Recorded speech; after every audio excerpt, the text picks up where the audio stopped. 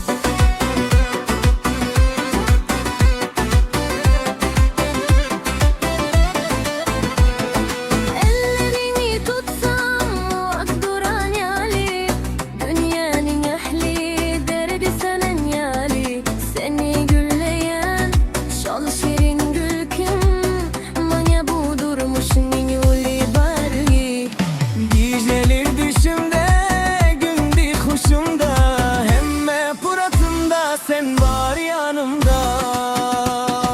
Sen ben ömrümün en ovadan baharı.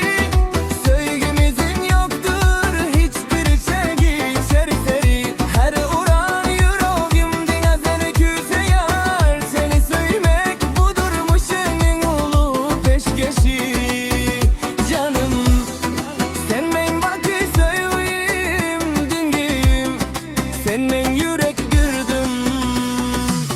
yaksa da, yağış yaksa da daşarda, senin mahrengişimi yaz ayrı. Dünya durlanar, elem nurlanar, senin adın gönlümde mukam bolar. Yazılıp coşkunlu ay dünya, sen ben ömrümün en ovadan baharı. Sevgimizin yoktur hiçbir çevi serseri.